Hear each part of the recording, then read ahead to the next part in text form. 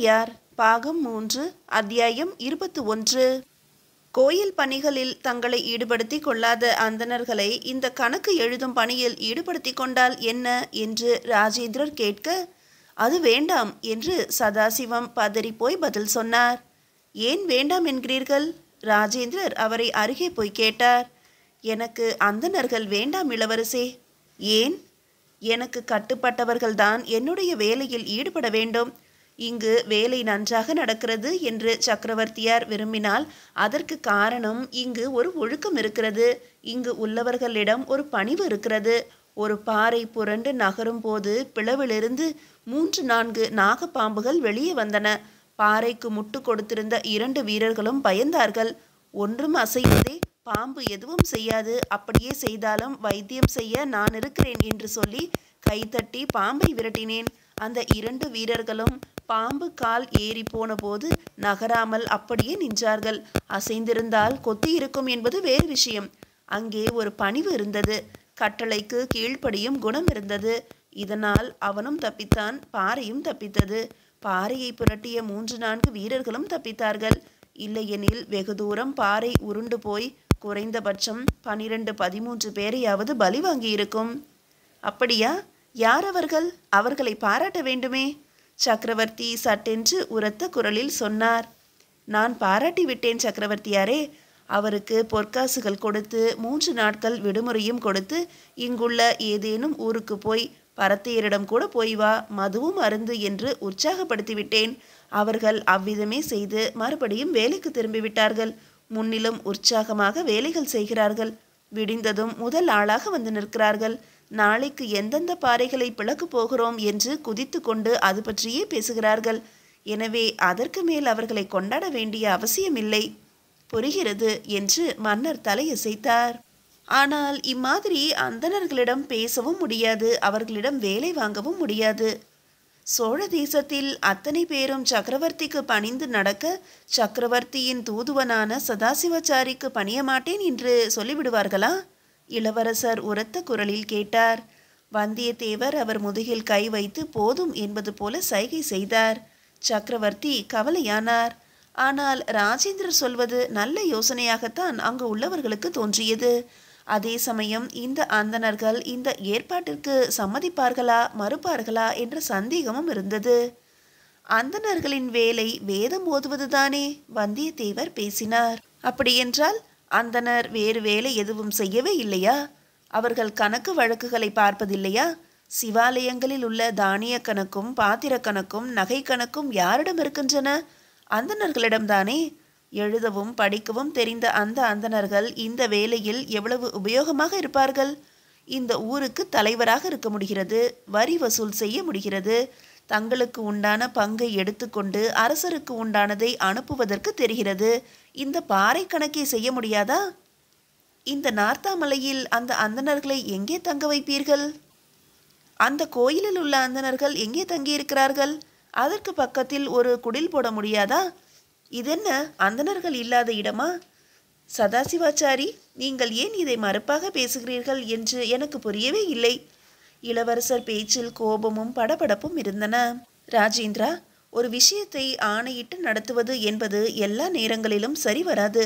தானாக வலிய வந்து இப்பொழுது கேட்டார்களே, அதுபோல கோயில் பணியில் என் பங்கு என்ன என்று கேட்கிற போது அந்த வேலையின் சிறப்பு பன்மடங்கு கூடும்.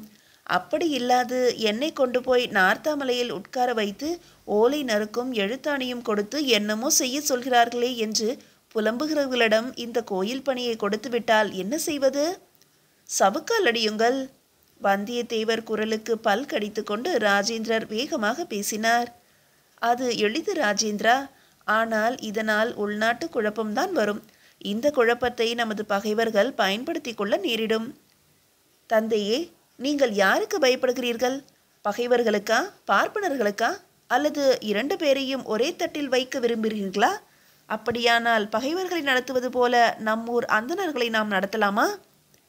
இவ்வளவு முரட்டுத்தனமாக நாம் இதை அணுக வேண்டிய அவசியமில்லை. உனக்கு அந்தணர்களை வேறு ஏதோ காரணத்தால் பிடிக்கவில்லை ராஜேந்திரா. அதனால் எப்பொழுது பார்த்தாலும் சவுக்கை சொடுக்கி கொண்டிருக்கிறாய். இதை முதலில் நிறுத்து. சோழ தேசத்தின் அந்தணர்கள் சோழ தேசத்தின் ஒரு அங்கம். சோழ சேனாதிபதி பிரம்மராயர் கிருஷ்ணன் ராமனை விட விசுவாசமும் உண்மையும் உள்ளவர்கள் இந்த தேசத்தில் உண்டா? பிரம்மராயரின் விசுவாசம் உன்னிலும் உயர்ந்தது ராஜேந்திரா. நீ அலட்சியமாக இருக்கின்ற இடங்களில் கூட அவர் கூர்மையாக இருக்கிறார். இது நாம் மட்டுமே இருக்கின்ற ஒரு சபையாக இருப்பதால் உன் பேச்சு வேறு எங்கும் வெளியே போகாது. ஆனால் ஒரு பெரிய அரசவையில் இப்படி பேசிவிடாதே. அது உனக்கு இழுக்கை கொடுக்கும். மேலும் எப்பொழுதும் போர் முனை வெறியுடன் இருக்காதே ராஜேந்திரா. ஒரு அரசன் அவ்விதம் இருப்பது தேசத்தை பாழ் செய்யும். போரில் போர் முனை வெறியுடனும் சமாதான காலத்தில் மிக மிருதுவாகவும் ஒரு அரசன் தன்னை மாற்றிக்கொள்ள பழக வேண்டும். இல்லையெனில் ஒரு மனிதன் எந்த பெண்ணை கண்டாலும் காமுறுவது போல ஒரு அபத்தம் அசிங்கம் ஏற்பட்டுவிடும். சக்கரவர்த்தி உரத்த குரலில் பேசிக்கொண்டு போக அந்த கண்டிப்பு தொனியை பார்த்துவிட்டு வந்தியத்தேவர் கவலையானார். சதாசிவாச்சாரிக்கு குழப்பமாக இருந்தது. தொலைவில் உள்ள அடிமை வீரர்கள் ராஜேந்திரர் பேச்சுக்கு சக்கரவர்த்தி வேகமாக பேசுவது பார்த்து சக்கரவர்த்தியின் ஆளுமைதான் சோழ தேசத்தில் முழுமையாக தெளிவாக இருக்கிறது என்று தங்களுக்குள் பேசிக்கொண்டார்கள். போர் முனையிலிருந்து திரும்புகிற போது தன்னை ஆசுவாசப்படுத்தி கொள்ள ஒரு அரசன் முயற்சிக்க வேண்டும். அதற்குத்தான் தான தர்மங்கள், ஆடல் பாடல்கள், இது போன்ற கோயில் பணிகள். காந்தலூர் சாலையை அடித்து நொறுக்கியும் எனக்கு ஆதித்த கரிகாலன் இறந்த வருத்தம் இதுவரை தீரவில்லை. அந்த சேர தேசத்து அந்தணர்களை தண்டித்தது போதவில்லை. சேர தேசத்தை படையெடுத்து காந்தலூர் சாலையின் முதுகெலும்பை முறிக்காது போயிருப்போமாயின் சேர தேசத்து அரசன் பாண்டிய தேசத்தில் படையெடுத்து கபலீகரம் செய்து சோழ தேசத்துக்கு இடையராத ஒரு வேதனையை கொடுத்து கொண்டிருப்பான். ஒரு அந்தன கலாச்சாரம் இங்கு வேகமாக பரவி இருக்கும். வேளாளர்களும் மறவர்களும் சாதாரண குடிமக்களும் மிகுந்த பாதிப்புக்கு அப்போது உள்ளாவார்கள். அந்தணர்கள் மட்டுமே வாழ தகுதியுள்ளவர்கள், மற்றவர்கள் எல்லாம் தொண்டு செய்ய பிறந்தவர்கள் என்கிற ஒரு மனோபாவனை சமூகத்தின் சட்டமாக போயிருக்கும்.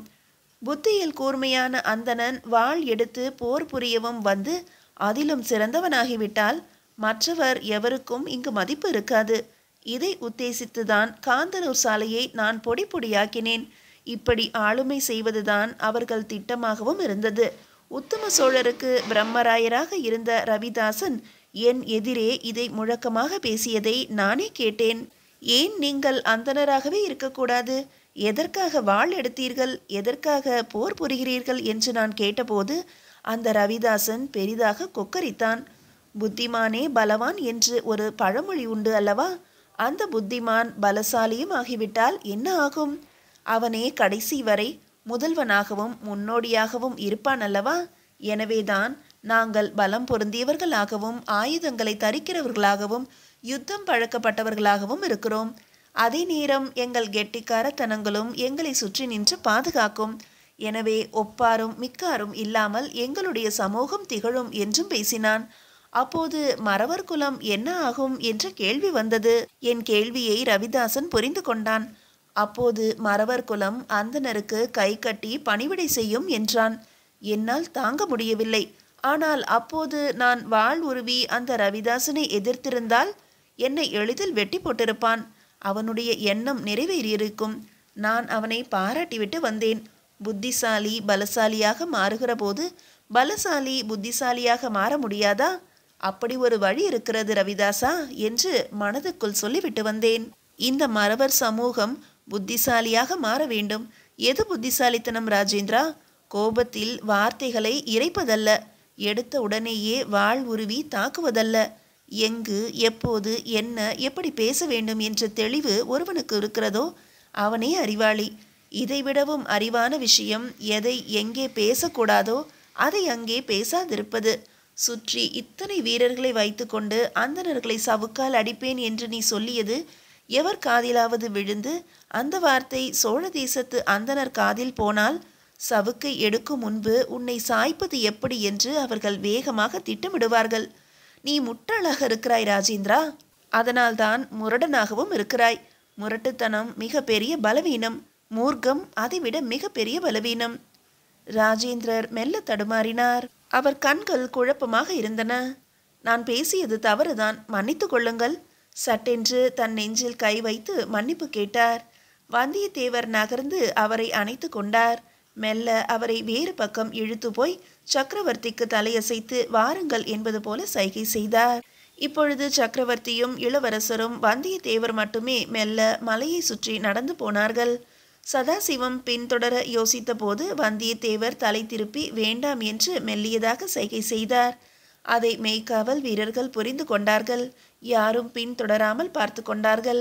அவர்களும் 20 அடி தொலைவில் விலகி மெல்ல நடந்து வந்தார்கள். சரி, இப்பொழுது இருக்கின்ற பிரச்சினை யார் கணக்கு எழுதுவது என்பதுதான். அந்தணர்களை நீங்கள் எப்படி இங்கு கொண்டு வந்து கணக்கு எழுத வைக்கப் போகிறீர்கள்? அந்தணர்கள் ஏதேனும் கோரிக்கைகளோடு என்னை நெருங்குவார்கள் ஆயின் அப்போது கோரிக்கை என்னவாக இருந்தாலும் சரி என்று ஏற்றுக்கொள்வது. சக்கரவர்த்தி, எனக்கு புரியவில்லை. கோரிக்கை என்னவாக இருந்தாலும் சரி என்று தலையசைக்கும்படி ஒருவர் இருக்கலாமா? நான் என்ன தைரியத்தில் பேசுகிறேன் தெரியுமா ராஜேந்திரா? அந்தணர்கள் ஒன்றும் அநியாயமாக கோரிக்கைகளை வைத்துவிட மாட்டார்கள். அவர்களுக்கு அதில் பயம் உண்டு. அந்தணர்களுடைய பலவீனமே அவர்களில் பாதி பேர் தர்ம சிந்தனை உடையவர்கள், நியாயத்திற்கு கட்டுப்பட்டவர்கள். இதனாலேயே அந்த குழு 2 பட்டு பலவீனமாக இருக்கிறது. இன்னொரு குழு அதர்மத்துக்கு அஞ்சாமல் இருக்கிறது. எனக்கு புரியவில்லை. சோழ தேசத்து அந்தணர்கள் ஒன்று கூடி சோழ தேச அரச பதவியை எனக்கு கொடுங்கள், நாளை முதல் எங்களில் ஒருவர் சக்கரவர்த்தி என்று ஒருபோதும் கேட்க மாட்டார்கள். இரண்டாவது, யாரோடு படையெடுப்பு நடத்த வேண்டும், யாரோடு நடத்தக்கூடாது என்றும் சொல்ல மாட்டார்கள். மூன்றாவது, கோயில் கட்டும் பணியை நிறுத்து, திரண்ட செல்வத்தை எனக்கு கொடு என்று கேட்க மாட்டார்கள். நான்காவது, சோழ தேசத்து இளவரசரை பற்றியோ அரண்மனை விவகாரங்களை பற்றியோ அவர்கள் எந்த கோரிக்கையும் வைக்க மாட்டார்கள். அவர்கள் கோரிக்கை என்று வைத்தால் இப்போதைக்கு இவருக்கு என்னை விட அதிகமாக எந்த சலுகையும் கொடுத்து விடாதே என்றுதான் பேசுவார்கள். நான் சரி என்று ஏற்றுக்கொள்வேன். எப்படி தந்தையே? கருமார்களுக்கு எந்த சலுகையும் கொடுக்காதே என்று சொன்னால் நீங்கள் என்ன செய்வீர்கள்? சரி என்று ஏற்றுக்கொள்வேன். தந்தையே, இது என்ன நியாயம்? போர் முனையில் வேலும் வாளும் சரி செய்து கொடுத்து பலகாத தூரங்கள் நம்மோடு வந்த அந்த இளைஞர்களுக்கு நல்லதை மறுப்பது என்ன நியாயம்? ராஜேந்திரா, மறுபடி ஏன் நீ முரட்டுத்தனமாக பேசுகிறாய்? எனக்கு வயதாகி கொண்டிருக்கிறது, உனக்கும் வயதாகி கொண்டிருக்கிறது. அரச பதவியை ஏற்க வேண்டிய இந்த நேரத்தில் நீ இன்னும் இளவரசனாக இருக்கிறாய். இது மெல்ல மக்களாலும் ஏன் உன்னுடைய அரண்மனை பெண்டிராலும் பேசப்பட்டுவிட்டது என்பதை நான் அறிவேன். எனவே நான் கொடுத்த வாக்குகள் நீ எடுத்துக்கொள்ள வேண்டிய அவசியமில்லை. மிதமின்றி போனால் இந்த கோயில் கட்டும் வரைதான் நான் உயிரோடு இருப்பேன். இந்த கோயிலை கட்டி முடித்த பிறகு என் பிராணன் என் உடம்பிலிருந்து வெளியே போய்விடும். ராஜேந்திரா. சக்கரவர்த்தி, என்ன பேசுகிறீர்கள்? ராஜேந்திரர் அலறினார். சுற்றியுள்ள ஜனங்கள் அவரை கூர்ந்து பார்த்தார்கள். ஒரு இளவரசன் இப்படியெல்லாம் காட்டு கூச்சலாக பேசுவது அபத்தம். உணர்ச்சி வசப்படுவது முட்டாள்தனம். நான் எத்தனை முறை சொன்னாலும் உனக்கு தெரியவில்லை. இந்த விஷயத்தை சற்று உள்வாங்கிக் கொண்டு பேசு. சக்கரவர்த்தி அதட்டலாக சொல்ல ராஜேந்திரர் மறுபடியும் தலை குனிந்து கொண்டார். வந்தியத்தேவர் திகைத்தபடி சக்கரவர்த்தி பார்த்தபடி உட்கார்ந்திருந்தார். மரணம் என்பது மனிதருக்கு சகஜம்தானே. எனக்கோ வயதாகி கொண்டிருக்கிறது. வாழ்க்கையில் நான் என்னவெல்லாம் அனுபவித்து விட்டேன். அழகிய பெண்டீர், உன்னை போல நல்ல குழந்தைகள், என்னை சுற்றி பல அறிவாளிகள், இதோ உயிருக்கு உயிரான நண்பனை போல இருக்கின்ற ஒரு மருமகன், சோழ தேசத்தின் மாப்பிள்ளை, அற்புதமான அக்காள். எனக்கு என்ன குறை? யாருக்கு கிடைக்கும் இந்த சிறப்பு? எந்த ஜென்மத்தில் என்ன விதமான புண்ணியங்கள் செய்தேனோ எனக்கு இப்படி ஒரு நல்ல பிறப்பு கிடைத்திருக்கிறது. ஒரு வளமான தேசம் கிடைத்திருக்கிறது. ஒரு தேசத்திற்கு சக்கரவர்த்தியாக இருக்கிறேன். இது போதாதா? நான் இறக்காமல் இருக்க வேண்டும் என்ற வரமும் வேறு வாங்கி வந்திருக்க வேண்டுமா? இல்லை, வயதாக மரணத்தை நெருங்கி கொண்டிருக்கிறோம். எனவே நான் மரணம் பற்றி பேசுவதும் இயல்பான விஷயம்தான். அடுத்தது நீதானே அரசன். ஆக நீ ஆட்சிக்கு வரும்போது நான் கொடுத்த சலுகைகளை நீ நடத்த வேண்டிய அவசியம் இல்லையே. ராஜேந்திரா, நான் சரி என்று ஏற்றுக்கொள்வேனே தவிர செயல்படுத்த சில வருடங்கள் ஆகலாம். அப்படி செயல்படுத்துகின்ற வேளை வரும்போது நீ அரச பதவியை ஏற்று செயல்படுத்த முடியாது என்று சொல்லலாம். இதெல்லாம் ஒரு முன்னெச்சரிக்கையான விஷயங்கள் தானே. மற்றபடிக்கு இந்த அந்தணர்கள் மிக நியாயமான ஒரு கோரிக்கை வைத்தால் அதை நானும் நீயும் ஏற்றுதானே ஆக வேண்டும். அந்தணர்கள் எப்போது நியாயமான கோரிக்கைகளை வைத்திருக்கிறார்கள்? இது தவறு. ஒரு குறிப்பிட்ட சமூகத்தை நீ வெறுத்து ஒதுக்கி பேசுவது உனக்கு தீங்கு விளைவிக்கும் என்று நான் எச்சரிக்கிறேன். தேவையில்லாமல் ஒரு எதிரியை ஒரு அரசன் சம்பாதித்து கொள்ளக்கூடாது, அதுவும் உள்நாட்டிலேயே. அப்படி செய்வதால் உள்நாட்டிலேயே குழப்பம் விளைவிக்கக்கூடிய ஒரு முறையையும் அவன் எடுத்துவிடக்கூடாது. ராஜேந்திரா, நீ மிக மிக கவனமாக இருக்க வேண்டும். சந்திரமல்லி புத்த மதத்துக்கு மாறிய பிறகு நான் புத்தர்களை வேறறுக்கவில்லை, அடித்து ஒதுக்கவில்லை. மாறாக நிபந்தங்கள் கொடுத்து அடக்கி வைத்தேன். ஒரு அரசன் அப்படித்தான் நடந்து கொள்ள வேண்டுமே தவிர, இந்த தந்திரத்தை தான் கையாள வேண்டுமே தவிர, வாள் உருவி பேசுவது என்பது போர் முனையில் மட்டுமே. எதிரிகளை நண்பர்களாக மாற்றிக்கொள்ளலாம், அது நல்லது. ஆனால் தயவு செய்து நண்பர்களை எதிரிகளாக மாற்றிக்கொள்ளாதே. வாழ்க்கை நிலை பெறாமல் போய்விடும், நிம்மதி அருந்து தொங்கும். எனவே இத்தோடும் இந்த பேச்சை முடித்துக்கொள். அந்தணர்களை கணக்கு எழுத இங்கு வரவழைக்க வேண்டும். அந்தணர்கள் நம்மிடையே வருவார்கள், வரும்படியாக செய்ய வேண்டும். அவர்கள் நலமாக இருக்கிறார்களா என்று ஒரு முறை உருக்க விசாரி. அந்த செய்தி தானாக அந்தணர்களிடம் போய் சேரும். அந்தணர்கள் நாங்கள் நலமாக இருக்கிறோம் என்று சொல்வதற்கு வருவார்கள். என்ன வேண்டும் என்று அப்பொழுது கேள். ஏதேனும் அப்பொழுது கேட்பார்கள். உடனடியாக செய்து கொடுப்பதாக சத்தியம் செய். அந்தணர்கள் மகிழ்வார்கள். எனக்கு ஒரு பிரச்சனை இருக்கிறது என்று பேசு. கணக்கு எழுத கூப்பிடு. கூடுதல் சன்மானம் என்று சொல். வேளாளரோடு போராடி உழவு குத்தகையை பெறுவதை விட உட்கார்ந்து கணக்கு எழுதுவது உத்தமம் என்று நினைப்பார்கள். அவர்கள் போதும் இதற்கு. சக்கரவர்த்தி, ராஜேந்திரர் கை கூப்பினார். நான் பலதும் புரிந்து கொண்டேன். ஆயினும் ஒரு கேள்வி. இதை இப்படித்தான் நடத்த வேண்டுமா? சவுக்கு தேவையில்லையா? ஆமாம் ராஜேந்திரா, இதை இப்படித்தான் நடத்த வேண்டும். சவுக்கு நிச்சயம் தவறு. வந்தியத்தேவர் 2 கைகளையும் விரித்து வானம் பார்த்தார். தெய்வமே, அறிவு சுடரான ஒரு அரசரை எங்களுக்கு தந்ததற்காக நன்றி சொல்கிறேன் என்று வானம் பார்த்து கை கூப்பினார். ஜனங்கள் அதையும் பார்த்து என்னவென்று புரியாமல் சந்தோஷப்பட்டார்கள். மீதியை அடுத்த அத்தியாயத்தில் காணலாம்.